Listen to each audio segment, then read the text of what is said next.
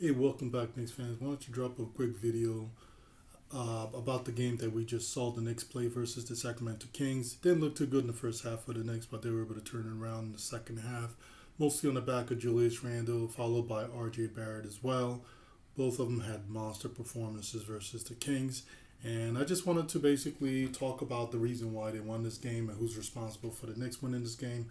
Like I said right off the rep, it's Julius Randle. He dropped 46. RJ dropped I think he had 29 points, and also then he had Emmanuel quickly. He also had 27 points.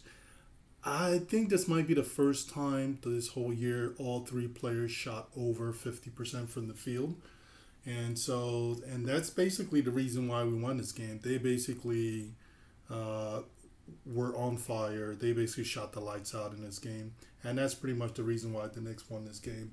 I just wanted to look at a few stats just so we can highlight, what they did and how they were able to win this game and how basically the kind of contribution each of these players made towards this game. And so we're going to start with from top to bottom. We're going to go with R.J. Barrett first. He didn't have the biggest performance, but he did drop 29 points. And so what I wanted to do, I wanted to look at the opponent field goal percentage. So basically the people he was guarding, how well did they shoot against them? And I also wanted to look at his field goal percentage, and I wanted to look at basically the number of points his opponent scored and the number of points he scored. And so then over here in this column over here, I have basically net efficiency for each of the players, and then also a net production number for each of the players. So this net production is basically how many points did you score and how many points did your opponent score on you. And so that's pretty much what I have here. And so starting with R.J. Barrett, actually first real quick, want to make a comment about the opponent field goal percentage. I adjusted it slightly. It's a little different from the ones you find on NBA.com. And the reason why I had to adjust it is because if you look at NBA.com here, for example, RJ, I'm showing RJ basically his opponent shot 58% versus him, but NBA.com is showing 50%. And so the reason why I did that, why I had to change it was because if you think about it, so what happens is what they do is they essentially, so let's say what they're doing essentially is what NBA.com does is whoever challenges the shot is the one who takes responsibility for for that percentage, right? And so, for example, let's say RJ Barrett, let's say somebody screws up an assignment, right? And then RJ Barrett basically leaves his man to go challenge shot. Let's say basically Julius Randle loses track of his man. His man cuts to the basket. RJ Barrett is near, right? Is near that man. So RJ Barrett decides to help and pick up that man and try to challenge the shot. And so what I sent, and normally NBA.com would basically say RJ Barrett was basically the defender that challenged that shot, and so that will be his responsibility. So that goes against his opponent field goal percentage. But what I do it a little differently in that situation because Julius Randle is the person who actually lost his man and RJ Barrett was helping out. I'm putting that responsibility on Julius Randle, and so basically I put that on his opponent field goal percentage. And so that's kind of the difference I made with that. And the reason why I do that is because if you think about it, like for example, this whole year, Julius Randle, he just hasn't really been hustling right on the defensive end. He just hasn't, and he loses his man a lot. When he basically turns over the ball or misses a layup, he doesn't get back on defense. And so in those situations, there's another man who actually ends up picking up the responsibility for his responsibility, the responsibility to guard his man, right? So someone else picks that up, and so that's going against somebody else's field goal percentage. And so if you look at Julius Randle's opponent field goal percentage for the year, it's like around 42%, and that's a little deceptive, right? Because he just hasn't been hustling this year at all. He basically a lot of times he just like leaves his man. He doesn't even make an effort.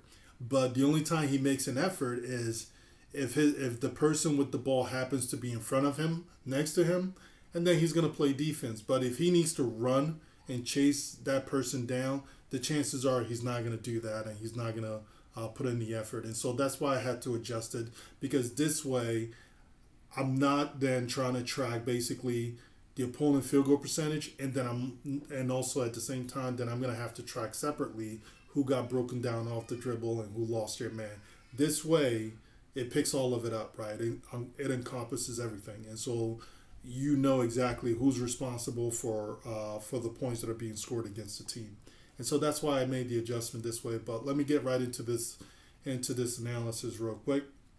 And so, like I said, with R.J. Barrett, his man basically they shot 58% versus against him. He shot 52% today. The net efficiency was negative. It was -6. Obviously, it's not a good thing, but luckily, the people he was guarding did not take a ton of shots against him, right? And so, although he did, I think he challenged 12 shots today. Yeah, he did challenge 12, which is, it's not a small amount, but it's either way. So he essentially contested 12 shots, allowed 7 field goals made. Some of them he kind of got broken down off the dribble, mostly off pick and rolls, and he struggled recovering. And so, that's what happened there. But essentially, he did score 29 points, right? And so his net production was actually positive 12, although the efficiency was less than the opponents, the people he was guarding. And so, so you had a negative net efficiency for RJ, but he had a net positive. There was a net production from RJ Barrett, and so that's a very good thing, right? That's very good for the Knicks, and that's very good for RJ Barrett. And so the next person was Julius Randle. Now Julius Randle had on the offensive end had just an excellent game. He just had a monster game on the offensive end, and so you definitely have to give him kudos for his performance in his game.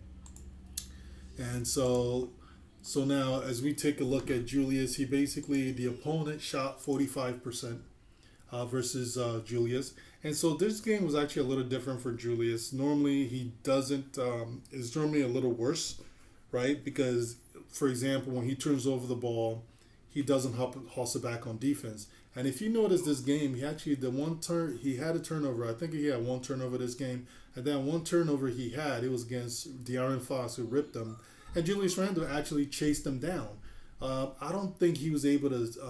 I don't know if he was able to block a shot or effectively defend the shot, but he actually hustled, right? And so, but then there was also other times in this game where he just basically didn't even make an attempt to get out to his man who was at the 3-point line. At one point, actually, the first shot in the game was Lyles. I'm not sure if his first name's Trey, but Lyles had the first point in the game. It was a 3-pointer, and that was Julius's man, and Julius didn't even bother trying to hustle to the 3-point line to challenge the shot. So it's stuff like that with Julius that just drives people crazy. I mean, if he can be an effective defender, he can be a good defender, but he just doesn't want to do it most of the time, especially if the defender is far away from him or if he screws up, he's not going to hustle. He hustled that one time today when he turned over the ball, but that was pretty much it. But 45% is not terrible, to tell you the truth. That's actually pretty decent, and he shot 58% from the field. And so he scored 46 points. So not only was his efficiency plus 13%. His net production was plus 34. So that's just a monster performance by Julius Randle on the offensive end, and actually a pretty solid defensive effort by Julius as well. I mean, there were some things that drives you crazy where he just basically he just doesn't even attempt to get out to his man to challenge the shot, and you can't say he was tired and he was trying to conserve his energy, because some of this was a couple of them were in the first quarter. So what can you say about that? I do want to I didn't really want to talk about Mitchell Robinson, but the interesting thing was he only played like a minute 40, about 2 minutes in this game, not even less than 2 minutes. Not first two shots. 2 of the first 3 shots in the game, basically was by Sabonis. Right, and it was against Mitchell Robinson. The first one, Mitchell Robinson fouled him. It was an and one, and I think the first one was an and one. I can't remember, but anyway, it was against Sabonis. Basically, not dunked on him, bodied him, but basically went up strong against him and was able to score. The second shot that Sabonis made against him, Mitchell Robinson looked like he was lost, not sure where his head was at. and he kind of was running in the opposite direction of where Sabonis was, and then realized he was making a mistake. But by then it was too late, and I think that was his second foul that he picked up, and the coach took him out of the game. I don't think the coach brought him in the rest of the game, and maybe the coach wanted to try something different because I guess the Sacramento Kings, they do play a small ball lineup, and so maybe they coach figured what, might as well just go with maybe he figured he'd rather just go with a small ball lineup and not even play Mitchell Robinson for the rest of the game. And it looks like that's what he did. If I'm wrong about that, if he was injured and somebody else knows better, please comment below, let me know. And so the next person I really wanted to talk about was Jericho Sims. He was also in foul trouble in much of this game, but he was extremely effective. The reason why I wanted to talk about him because the combination of him and Taj Gibson, they cleaned up a lot of mess. The Kings broke us down off the dribble quite often this game, but these guys were extremely effective. Jericho Sims challenged 4 shots. He had quite a few fouls, but I'm very impressed by him. He still needs to work a little more on his core to win, on his awareness, but he's becoming an extremely impressive defender. And look at this, he challenged 4 shots. There was no one made any shots, and it was like good. It was basically mano a mano on a lot of these shots versus like Sabonis.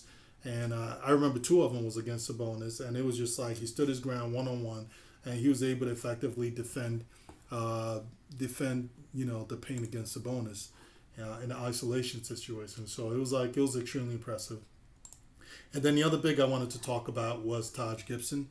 And the reason why I wanted to talk about Taj Gibson was because he I'm sorry, give me one moment. I'm trying to pull up a video real quick. And it was basically just a video of Taj Gibson getting some rebounds. That's pretty much all it is. But yeah, Taj Gibson essentially same thing. He did the same thing with Sims. Just did a really good job cleaning up a lot of mess. It's a lot of times like we got broken down off the dribble, and most of the time it's like Taj Gibson or Sims. They're trying to play 2 men at the same time, but they did an excellent job doing that, especially Taj Gibson. And also, he's just he doesn't get a ton of touches on the offensive end. He scored only 4 points. But I think he shot 100%. It was basically layups essentially, probably. But actually no, 5 points. So maybe one of them was an and one. But essentially, look, his net efficiency is 80%. And the most impressive part is he challenged 10 shots this game and only allowed 2 field goals. That's 20%. And so that's really what I wanted to highlight with the 2 bigs here. Then the third person I really wanted to talk about that had a huge impact in this game was Immanuel Quickley.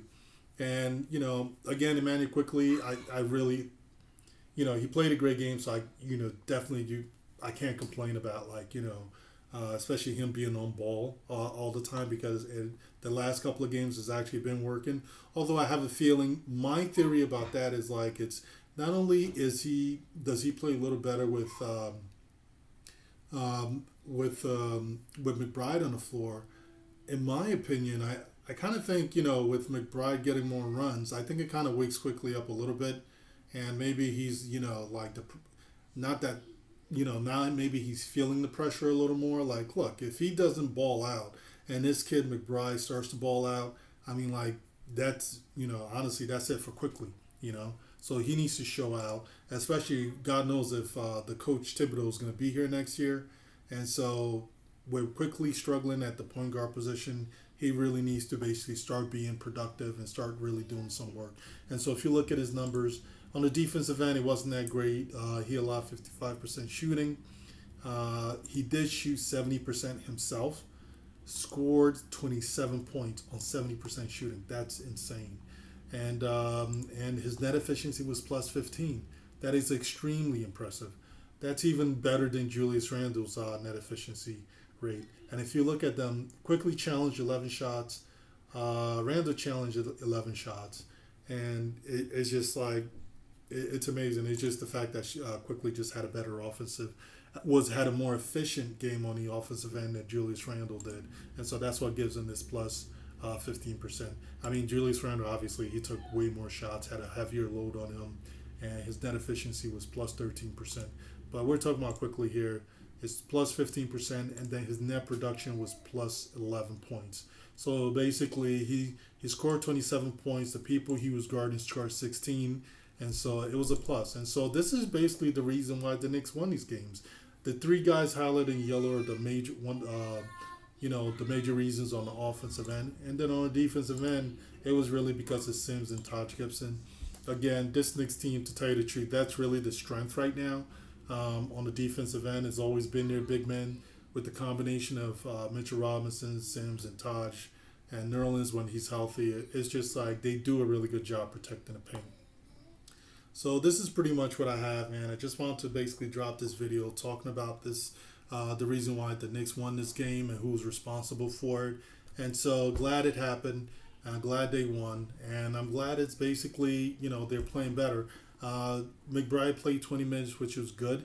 But hopefully he gets more opportunity and gets more opportunity on the ball. He did get a little more opportunity on the ball this game, but that's the whole thing, right? It's like for me, it's like honestly, I really don't care if he's ready for the NBA floor or not, right?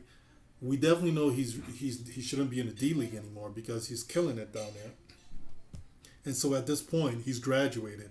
You need to get this kid ready to play in the NBA. I don't care if you think he's not ready yet. That's the whole point. You need to train him up because right now we got nothing to play for. Yeah, it's great we won two in a row, but if we make a push to get the play in, so we can get knocked out the first round, or even not even get into the first round of the playoff and get knocked out during the play-in. So no, it just doesn't make any sense. This team definitely has way too many. It's got some holes, and the reason why I say it has holes is because we just haven't trained up the young guys. We have all these young guys that need playing time to improve, and we just haven't done it. And this is the opportunity to do that. So I don't care whether or not they're ready. They need to get the playing time so they can be ready for the next season, so they can start playing better, so we can actually do something with them. So we don't have this silliness with keep having all these nonsense like we're picking Frank Ntilikina, we don't train him up and let him waste. Kevin Knox, same thing, let him waste. We're on the way to doing the same thing with Obi Toppin, who's actually a lot more talented than basically those first two that we drafted. And Obi Toppin, it's crazy. He's one of the most efficient guys on the team. I don't care where a lot of these other people are talking about how he's going the way of Frank Ntilikina and Kevin Knox. Obi Toppin leaves this squad, he's going to be good somewhere else. Given his trajectory, how hardworking he is, and improvements he's made over the course of his career. I'm not talking about in the NBA, but even from high school to college, this kid works. He gets used to the league he's playing in, and he always improves. And so if he leaves this team, he's going to actually be a really good player, possibly an all-star. And so a lot of people who thinks Obi Toppin is just not good enough, I just think it's nonsense. I think Obi Toppin just need playing time. He's a lot different than Knox and Ntilikina are. I think the Knicks are just truly ruining him for reals, and he needs playing time. He needs at least 25 to 30 minutes a game going forward for the rest of the season, especially once he gets healthy again. But guys, this is pretty much what I have, man. Like, subscribe, comment below. I'll be more than happy to respond. Thanks.